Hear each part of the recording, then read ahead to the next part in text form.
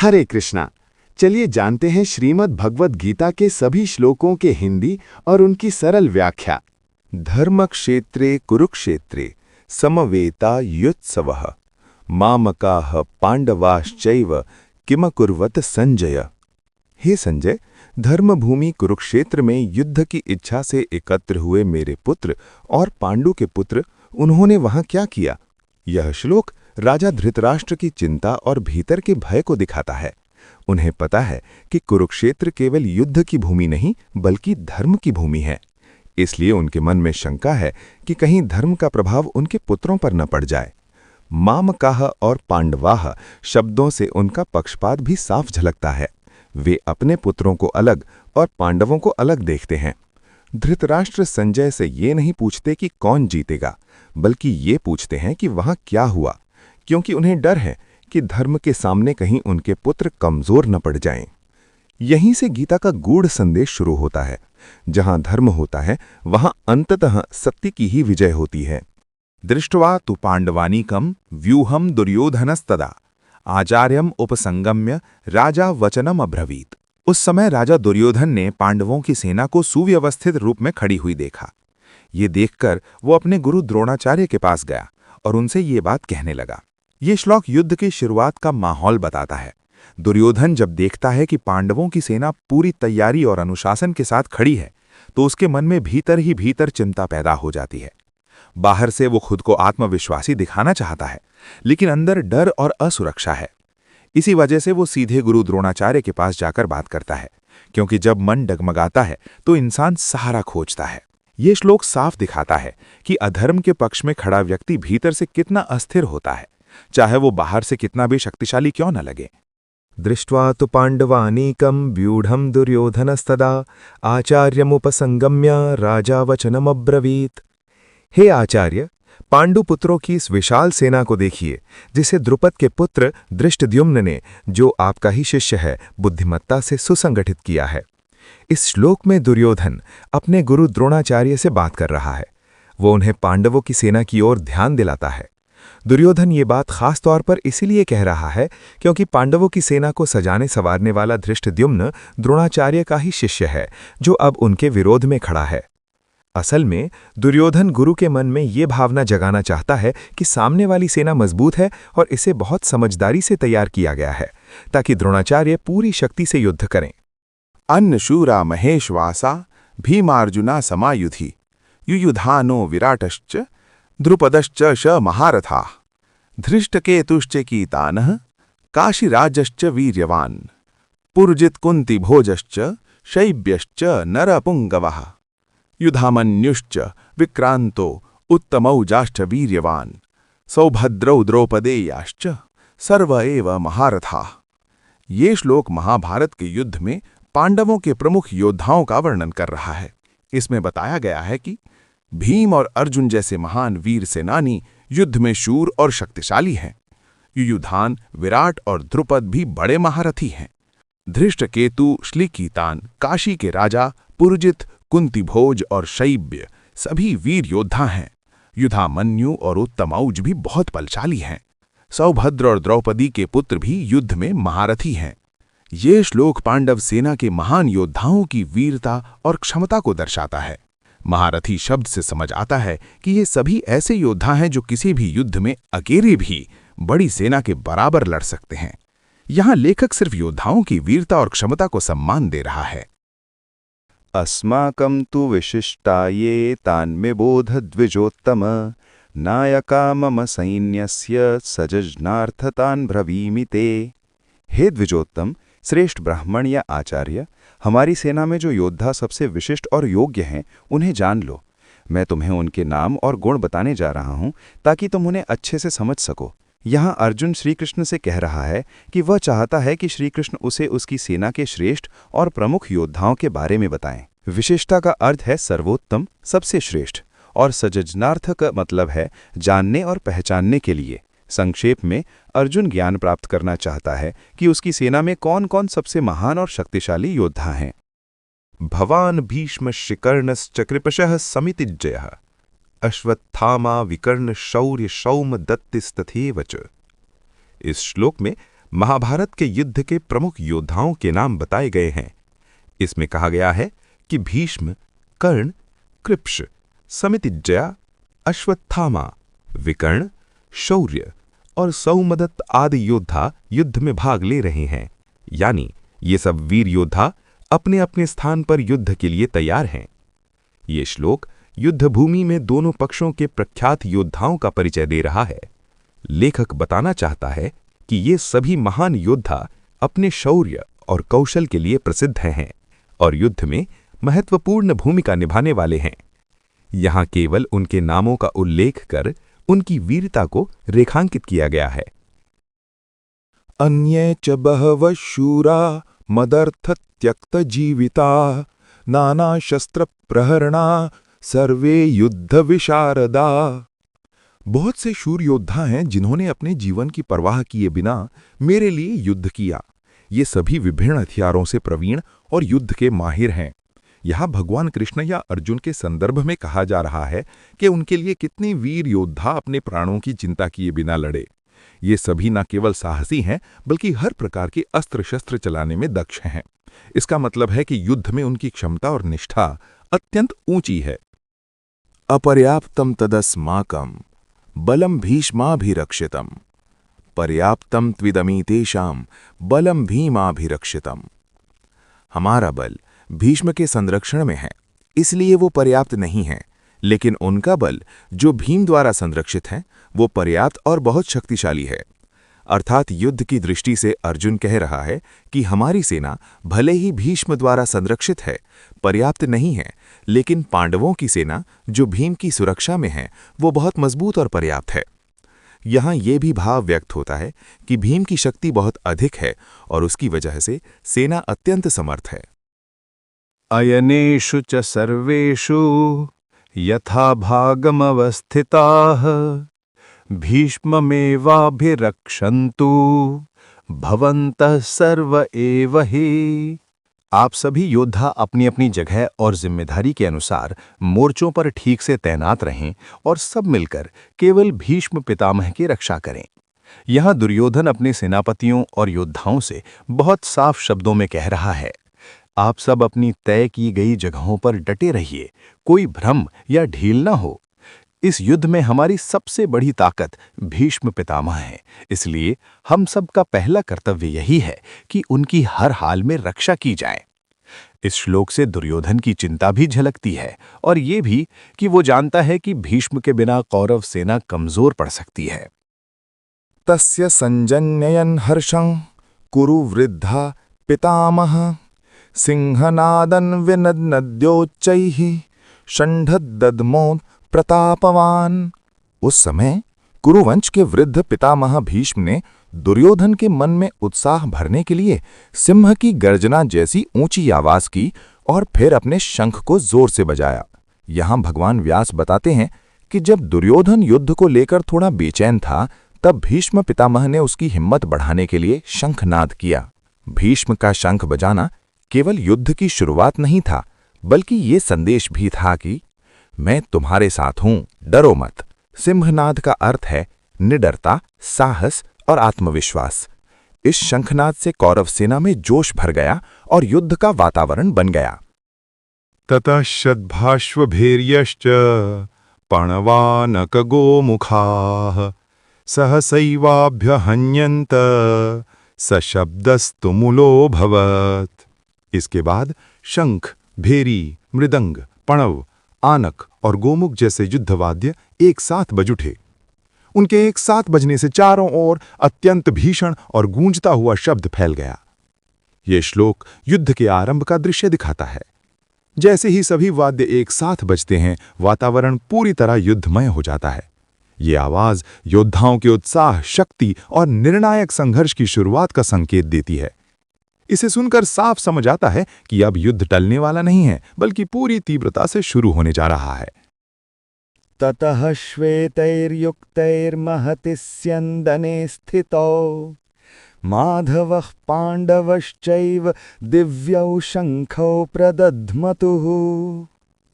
इसके बाद श्वेत घोड़ों से जुते हुए भव्य रथ पर स्थित श्री कृष्ण, माधव और अर्जुन पांडव ने अपने अपने दिव्य शंखों को जोर से बजाया। इस श्लोक में कुरुक्षेत्र युद्ध के आरंभ का संकेत दिया गया है। श्री कृष्ण और अर्जुन एक ही दिव्य रथ पर विराजमान हैं, जो ये दर्शाता है कि धर्म के साथ स्वयं भगवान खड़े हैं। उनके शंखनाद से केवल युद्ध की शुरुआत नहीं होती, बल्कि ये संदेश भी जाता है कि धर्म, सत्य और न्याय की विजय निश्चित है। ये ध्वनि पांडवों में उत्साह और कौरवों में भय उत्पन्न करती है। सरल शब्दों में कहें तो ये श्लोक बताता है कि जब कर्म के मैदान में भगवान मार्गदर्शक हों, तब विजय का नाद अपने आप गूंज उठता है। पांचजन्यम ऋषिकेशो देवदत्तम धनंजयः पौंड्रम दधमौ महाशंखम भीमकर्मा वृकोदरः।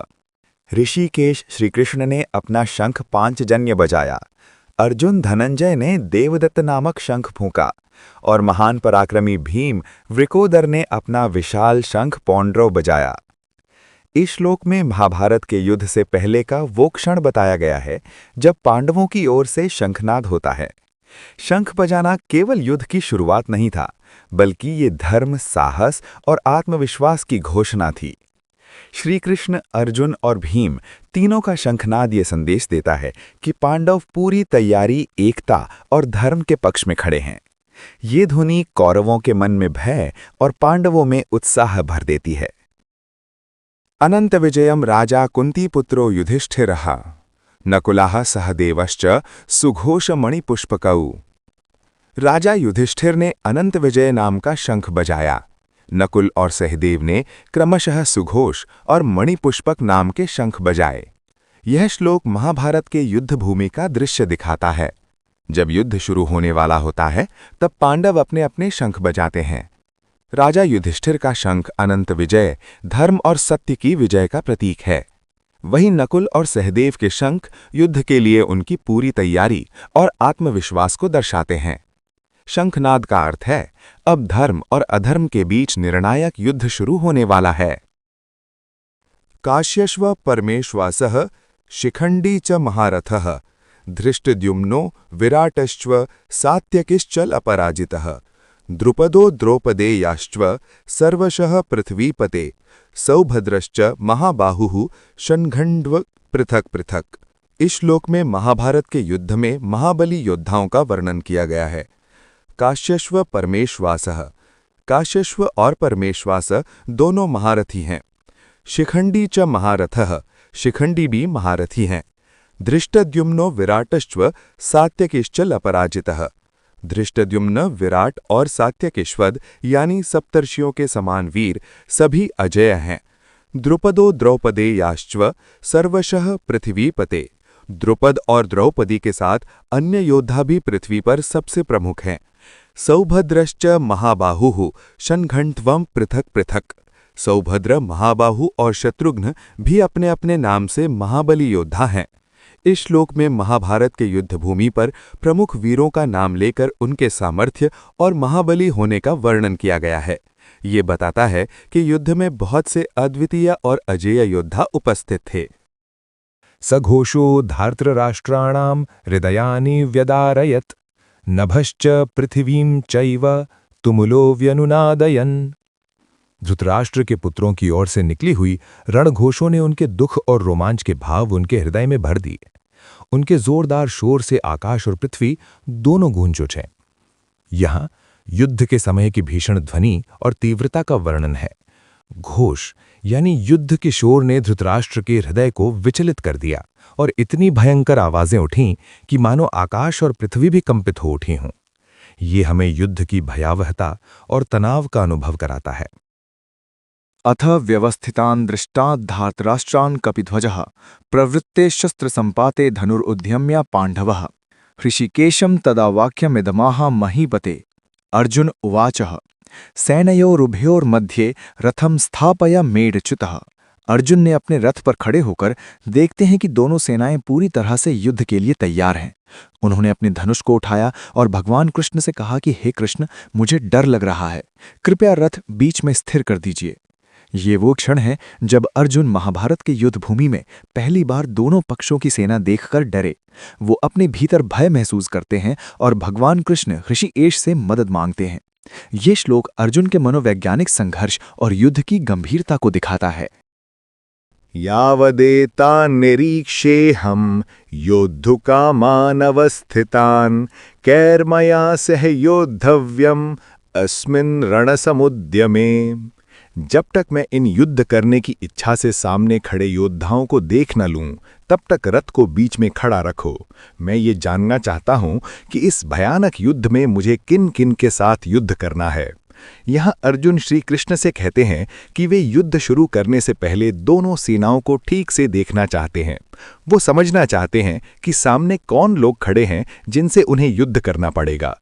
ये श्लोक अर्जुन की जिज्ञासा और उसके मन में उठ रहे भावनात्मक द्वंद्व की शुरुआत को दर्शाता है। वो केवल योद्धा नहीं, बल्कि सोचने समझने वाला संवेदनशील इंसान है। युत्स्यमानान् वेक्षेऽहं य एतेऽत्र समागताः धार्तराष्ट्रस्य दुर्बुद्धेर्युद्धे प्रियचिकीर्षवः। मैं उन सभी लोगों को देखना चाहता हूं जो यहाँ युद्ध करने की इच्छा से एकत्र हुए हैं और जो दुर्बुद्धि दुर्योधन धृतराष्ट्र के पुत्र को युद्ध में प्रसन्न करने के लिए आए हैं। ये श्लोक अर्जुन श्री कृष्ण से कहते हैं। अर्जुन चाहते हैं कि युद्ध शुरू होने से पहले वे देख लें कि कौन कौन से योद्धा कौरवों की ओर से खड़े हैं। वे ये भी स्पष्ट करते हैं कि ये लोग धर्म के लिए नहीं, बल्कि दुर्योधन की गलत बुद्धि और उसकी प्रसन्नता के लिए युद्ध करने आए हैं। इसमें अर्जुन की सजगता और युद्ध के नैतिक पक्ष को समझने की इच्छा साफ दिखाई देती है। एवमुक्तो हृषीकेशो गुडाकेशेन भारत सेनयोरुभयोर्मध्ये स्थापयित्वा रथोत्तमम् भीष्म द्रोण प्रमुखतः सर्वेषाञ्च महीक्षिताम् उवाच पार्थ पश्येतान् समवेतान् कुरुनीति। संजय बोले, हे भारत अर्थात धृतराष्ट्र। अर्जुन के ऐसा कहने पर भगवान श्री कृष्ण ने श्रेष्ठ रथ को दोनों सेनाओं के बीच भीष्म और द्रोण जैसे प्रमुख योद्धाओं तथा सभी राजाओं के सामने खड़ा कर दिया और अर्जुन से कहा, हे पार्थ, इन एकत्रित हुए कुरुवंशियों को देखो। यह श्री कृष्ण अर्जुन की आज्ञा मानकर रथ को ठीक बीच में ले आते हैं ताकि अर्जुन अपने ही स्वजनों, गुरुओं, पितामहों और संबंधियों को सामने से देख सकें। ये क्षण बहुत महत्वपूर्ण है क्योंकि इसी दृश्य को देखकर अर्जुन के मन में करुणा, मोह और युद्ध के प्रति संदेह उत्पन्न होता है, जो आगे चलकर गीता के उपदेश का कारण बनता है। तत्रा पश्यत् स्थितान् पार्थः पित्रेनथ पितामहान् आचार्यान् मातुलान् भ्रातॄन् पुत्रान् पौत्रांश्च सखींस्तथा श्वशुरान् सुहृदश्चैव सेनयोरुभयोरपि। उस समय अर्जुन ने दोनों सेनाओं में अपने सामने खड़े हुए पिता समान ताऊ, चाचा, दादा, परदादा, गुरुजन, मामा, भाई, पुत्र, पौत्र, मित्र, ससुर और शुभचिंतक लोगों को देखा। जब अर्जुन ने युद्ध भूमि में अपने ही परिवार, गुरुओं और प्रियजनों को खड़ा देखा तो उसके मन में युद्ध का उत्साह नहीं रहा। उसे ये समझ में आने लगा कि ये लड़ाई केवल दुश्मनों से नहीं, बल्कि अपने ही खून संबंधों और पूजनीय लोगों से है। यहीं से अर्जुन के मन में दया, मोह और मानसिक द्वंद्व शुरू हो जाता है, जो आगे चलकर श्री कृष्ण के उपदेश का कारण बनता है। तान् समीक्ष्य स कौन्तेयः सर्वान् बन्धूनवस्थितान् कृपया परयाविष्टो विषीदन्यदमब्रवीत। तान् समीक्ष्य, उन्हें देखकर, स कौन्तेयः, वह कुंती पुत्र अर्जुन, सर्वान् बंधून अवस्थितान्, अपने सभी संबंधियों को युद्ध के लिए खड़ा हुआ, कृपया परया आविष्टः, अत्यंत करुणा से भर गया, विषीदनः, शोकग्रस्त होकर, इदम ब्रवीत, ये वचन कहा। जब अर्जुन ने युद्ध भूमि में अपने सामने खड़े सभी अपने ही रिश्तेदारों, दादा, गुरु, भाई, पुत्र और मित्रों को देखा तो उसका हृदय करुणा से भर गया। वो भीतर से टूट गया और गहरे शोक में डूब गया। उसी भावनात्मक पीड़ा की अवस्था में अर्जुन ने आगे अपने विचार प्रकट किए। ये श्लोक अर्जुन की मानवीय कमजोरी, करुणा और आंतरिक संघर्ष को बहुत सच्चे रूप में दिखाता है। अर्जुन उवाच दृष्ट्वैमं स्वजनं कृष्ण युयुत्सुं समुपस्थितं सीदन्ति मम गात्राणि मुखं च परिशुष्यति वेपथुश्च शरीरे में रोमहर्षश्च जायते। अर्जुन बोले, हे कृष्ण, अपने ही स्वजनों को युद्ध के लिए सामने खड़ा हुआ देखकर मेरे शरीर के अंग शिथिल हो रहे हैं। मेरा मुख सूख रहा है, मेरे शरीर में कंपन हो रहा है और रोम रोम में सिहरन उत्पन्न हो रही है। यहाँ अर्जुन अपने मन की गहरी व्यथा प्रकट कर रहे हैं। जब वे युद्ध भूमि में अपने ही रिश्तेदारों, गुरुओं और भाइयों को शस्त्र उठाए देखते हैं तो उनका मन डगमगा जाता है। जो अर्जुन अब तक वीरता का प्रतीक थे, वही अर्जुन भावनाओं के बोझ से टूटने लगते हैं। उनका शरीर कांप रहा है, मुंह सूख रहा है। ये सब इस बात का संकेत है कि धर्म और मोह के बीच उनका अंतर्द्वंद्व शुरू हो चुका है। यहीं से गीता का वास्तविक उपदेश आरंभ होता है।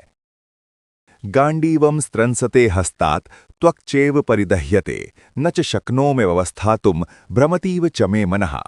मेरे हाथ में गांडीव इतना जोर से कंपन कर रहा है कि ऐसा लगता है जैसे हाथ ही जल रहे हों, और मेरा मन स्थिर नहीं रह पा रहा, बल्कि भ्रमित और घबराया सा लग रहा है। अर्जुन युद्ध के समय अपने धनुष गांडीव को हाथ में पकड़ते हैं। इस श्लोक में वे अपने मन की स्थिति बता रहे हैं। शरीर में शक्ति है, लेकिन मन विचलित और भयभीत है। यहां मन की हलचल और युद्ध के तनाव का भाव व्यक्त हुआ है। निमित्तानि च पश्यामि विपरीतानि केशव न च श्रेयोनुपश्यामि हत्वा स्वजनम आहवे। हे केशव, मैं युद्ध में अपने सामने जो कारण और निशानियां देख रहा हूं, वे मेरे लिए ठीक नहीं लग रही हैं। मैं अपने ही लोगों को मारकर कोई भला अर्थात श्रेष्ठ फल नहीं देख पा रहा। अर्जुन कह रहा है कि युद्ध के लिए जो भी कारण मुझे दिख रहे हैं, वे उल्टे और गलत लगते हैं। मेरे सामने अपने ही परिवार, गुरु और मित्र हैं। उन्हें मारने से कोई अच्छा परिणाम नहीं निकलने वाला। इसलिए मैं इस युद्ध में भाग लेने में संकोच कर रहा हूं। संक्षेप में, यह श्लोक अर्जुन के नैतिक और भावनात्मक द्वंद्व को दर्शाता है। न कांक्षक्षे विजयम कृष्ण न च राज्यम सुखानि च किनो राज्येन गोविंद कि भोगे ही जीवितेन वा। हे गोविंद, मैं न तो विजय चाहता हूं, न राज्य या सुख। मुझे न तो सत्ता की इच्छा है, न सांसारिक भोग की। ये श्लोक ये दर्शाता है कि वक्ता यानी अर्जुन या कोई साधक सांसारिक सफलता, सत्ता या भोग से ऊपर उठकर भगवान के प्रति पूर्ण समर्पण की बात कर रहा है। उसका लक्ष्य सिर्फ परमात्मा की सेवा और भक्ति है। ये शामर्थे कांगिष्टम नो राज्यम भोगाः सुखानि च तयिमेव वस्थिता युद्धे प्राणास्त्यजन्ते। जिन लोगों का जीवन केवल राज्य, धन और सुख की चाह में बंधा है, वही लोग युद्ध में अपने प्राण त्याग देते हैं। इस श्लोक में कहा गया है कि जो व्यक्ति केवल सांसारिक लाभ और सुख के लिए जीते हैं, उनका साहस और आत्मबल युद्ध में टिक नहीं पाता। वे अपने जीवन की रक्षा के बजाय केवल अपने लोभ और इच्छाओं में फंसे रहते हैं। ये हमें ये सिखाता है कि सिर्फ भौतिक सुख की इच्छा मनुष्य को संकट में कमजोर बना देती है। आचार्याः पितरः पुत्रः तथैव च पितामहाः मातुलाः श्वशुराः पौत्राः सयालाः संबंधिनस्तथा। इस श्लोक में जीवन की उन सभी रिश्तों का उल्लेख है जो हमारे लिए सम्मान और कर्तव्य के पात्र होते हैं। इसमें कहा गया है कि गुरु अर्थात आचार्य, पिता, पुत्र, दादा, मामा, ससुर, पोता, साला अर्थात अय्याल और अन्य सभी संबंधी, ये सभी हमारे अपने हैं और इनसे हमारा सामाजिक व नैतिक संबंध जुड़ा होता है। इस श्लोक का भाव बहुत सीधा है। यह हमें याद दिलाता है कि जीवन सिर्फ मैं तक सीमित नहीं है, बल्कि रिश्तों से बना है। गुरु हमें मार्ग दिखाते हैं, पिता संस्कार देते हैं, पुत्र वंश को आगे बढ़ाते हैं और बाकी रिश्ते समाज में संतुलन बनाए रखते हैं। श्लोक हमें ये सिखाता है कि इन सभी रिश्तों का सम्मान करना और अपने कर्तव्यों को निभाना ही एक सभ्य और धर्मपूर्ण जीवन है।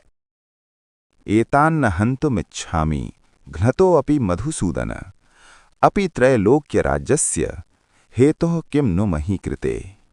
हे मधुसूदन श्री कृष्ण, मैं इन अपने लोगों को मारना नहीं चाहता, भले ही ये मुझे मार डालें। तीनों लोगों का राज्य मिल जाए तब भी इनके वध के लिए तैयार नहीं हूं। फिर इस छोटी सी पृथ्वी के राज्य के लिए तो सवाल ही नहीं उठता। यहाँ अर्जुन अपने मन की सबसे गहरी पीड़ा बोल रहा है। वह कह रहा है कि सत्ता, राजपाट और जीत सब कुछ बेकार है अगर उसकी कीमत अपने ही लोगों का खून हो। अर्जुन के लिए युद्ध अब धर्म नहीं, बल्कि आत्मा को तोड़ देने वाला कर्म बन गया है। उसका हृदय करुणा से भरा है और वो साफ कह रहा है कि ऐसी जीत मुझे नहीं चाहिए जिसमें अपने ही अपनों की लाशें बिछी हो। निहत्य धात्र राष्ट्रान्न का प्रीति स्यात् जनार्दन पापमेवाश्रयेदस्मान् हत्वैता नाततायिनः। हे जनार्दन, धृतराष्ट्र के पुत्रों को मारकर हमें क्या प्रसन्नता मिल सकती है? इन आतताइयों अर्थात अत्याचार करने वालों को मारने से तो हमारे ऊपर केवल पाप ही आएगा। यहाँ अर्जुन युद्धभूमि में खड़े होकर सोच रहे हैं कि भले ही कौरवों ने अन्याय किया हो, लेकिन वे उनके अपने ही लोग हैं। अर्जुन का मन कह रहा है कि अपने ही संबंधियों का वध करके मिलने वाली जीत में कोई सच्चा सुख नहीं हो सकता। उन्हें लगता है कि ऐसे युद्ध से सम्मान या आनंद नहीं, बल्कि केवल पाप और आत्मग्लानि ही मिलेगी। इस श्लोक में अर्जुन का करुणा से भरा लेकिन कर्तव्य से भ्रमित मन साफ दिखाई देता है। तस्मान्नार्हा वयम हन्तुम धार्तराष्ट्रान् स्वबान्धवान् स्वजनम ही कथम हत्वा सुखिनः स्याभ माधव। इसलिए हे माधव अर्थात श्री कृष्ण, हम अपने ही बंधु बांधव धृतराष्ट्र के पुत्रों को मारने योग्य नहीं हैं। अपने ही स्वजनों को मारकर हम भला सुखी कैसे हो सकते हैं? यहाँ अर्जुन अपने मन की पीड़ा साफ साफ कह रहा है। वो कहता है, कृष्ण, ये लोग चाहे हमारे सामने शत्रु बनकर खड़े हों, लेकिन हैं तो हमारे अपने ही लोग। अगर जीत भी मिल जाए पर अपने ही रिश्तों का खून करके, तो उस जीत में सुख कहाँ होगा? असल में अर्जुन का दिल धर्म और करुणा के बीच उलझ गया है। वो युद्ध नहीं, बल्कि अपने स्वजनों की हत्या से होने वाले अंदरूनी दुख और पछतावे को देख रहा है। यदप्येते न पश्यन्ति लोभोपहत चेतसः कुलक्षय कृतं दोषं मित्रद्रोहे च पातकम् कथं न ज्ञेयमस्माभिः पापादस्मान् निवर्तितुं कुलक्षय कृतं दोष प्रपश्यद्धिर्जनार्दन। हे जनार्दन भगवान, ये लोग जिनका मन लोभ से अंधा है, वे ये नहीं समझ पाते कि किसी के कुल का नाश करना बड़ा पाप है। मित्रों के साथ विश्वासघात करना भी पापों में शामिल है। हम समझते हैं कि इन पापों से कैसे मुक्ति पाई जा सकती है। लोभी लोग कभी सही और गलत का भान नहीं कर पाते। किसी के कुल का नाश करना या वंश, परिवार या समाज को हानि पहुंचाना सबसे बड़ा दोष माना गया है। मित्र का विश्वास तोड़ना भी गंभीर पाप है। हमें समझना चाहिए कि ऐसे पापों से कैसे बचा जा सकता है। यहाँ भगवान श्री कृष्ण से प्रार्थना की जा रही है कि हमें इन पापों से मार्गदर्शन दें। कुलक्षये प्रणश्यन्ति कुलधर्माः सनातनाः धर्मे नष्टे कुलम कृत्स्नम अधर्मो अभिभवच्युता। जब कुल का नाश होता है, तब कुलधर्म यानी परिवार और परंपरा के धर्म भी समाप्त हो जाते हैं, और जब धर्म नहीं रहता, तब उस कुल में हमेशा के लिए अधर्म यानी अनैतिकता की वृद्धि होती है। इस श्लोक से हमें ये सीख मिलती है कि परिवार का अस्तित्व धर्म पर निर्भर करता है। अगर हम धर्म यानी सदाचार, मर्यादा और कर्तव्य को छोड़ देंगे, तो न केवल परिवार का सम्मान खो जाएगा, बल्कि पूरी पीढ़ी में अधर्म फैल जाएगा। इसलिए अपने कर्तव्यों और नैतिकता का पालन करना अत्यंत महत्वपूर्ण है। अधर्माभिभवात् कृष्ण प्रदुष्यन्ति कुलस्त्रियः। हे कृष्ण, जब अधर्म बढ़ जाता है तब कुल की स्त्रियां भ्रष्ट हो जाती हैं, और जब स्त्रियां पतित होती हैं तब समाज में वर्ण संकर उत्पन्न होता है। अर्जुन यहाँ युद्ध के परिणामों से डरकर कृष्ण से कह रहा है कि अगर अधर्म हावी हो गया तो परिवार की मर्यादाएं टूट जाएंगी। जब परिवार की स्त्रियां असुरक्षित और दिशाहीन हो जाती हैं तो समाज की पूरी व्यवस्था बिगड़ जाती है। इससे पीढ़ियों तक पहचान, संस्कार और सामाजिक संतुलन नष्ट हो जाता है। यानी अर्जुन युद्ध को केवल विनाश नहीं, बल्कि समाज के नैतिक पतन की वजह मान रहा है। सद्धरो नरकायैव कुलघ्नानानां कुलस्य च पतन्ति पितरो हेषां लुप्तपिण्डोदक क्रिया। कुल का नाश करने वालों के लिए वही कुल और वे स्वयं सीधे नरक को प्राप्त होते हैं। ऐसे लोगों के कारण उनके पूर्वज भी गिर जाते हैं, क्योंकि उनकी पिंड तर्पण और जल अर्पण की परंपरा समाप्त हो जाती है। इस श्लोक में साफ चेतावनी दी गई है कि जो व्यक्ति अपने कुल, मर्यादा और संस्कारों को नष्ट करता है, वो केवल खुद ही नहीं बिगड़ता, बल्कि अपने पूरे परिवार और पूर्वजों को भी संकट में डाल देता है। जब धर्म, कर्तव्य और परंपराएं टूटती हैं तो पितरों का सम्मान और उनका अधिकार भी समाप्त हो जाता है। यही कारण है कि शास्त्र कुल धर्म की रक्षा को इतना महत्वपूर्ण मानते हैं। दोषैरेतैः कुलघ्नानां वर्णसंकरकारकैः उत्साद्यन्ते जातिधर्माः कुलधर्माश्च शाश्वताः। इन दोषों के कारण कुल का नाश करने वाले लोग वर्ण संकर को जन्म देते हैं, जिससे जाति के धर्म और कुल की शाश्वत परंपराएं नष्ट हो जाती हैं। अर्जुन कह रहा है कि जब परिवार और वंश का नाश होता है तो समाज में अव्यवस्था फैल जाती है। गलत कर्मों से वर्ण संकर पैदा होता है, जिससे पीढ़ियों से चली आ रही परिवार की परंपराएं और सामाजिक नियम खत्म हो जाते हैं। जब कुल धर्म और जाति धर्म नष्ट होते हैं तो समाज धीरे धीरे अपने मूल संस्कार और मर्यादा खो देता है। उत्सन्न कुल धर्माणाम मनुष्याणाम जनार्दन नरके नियतम वासो भवतित्यनुशुश्रम। हे जनार्दन, जिन मनुष्यों के कुल धर्म नष्ट हो जाते हैं उनके लिए नरक में निश्चित रूप से वास होता है, ऐसा हमने शास्त्रों से सुना है।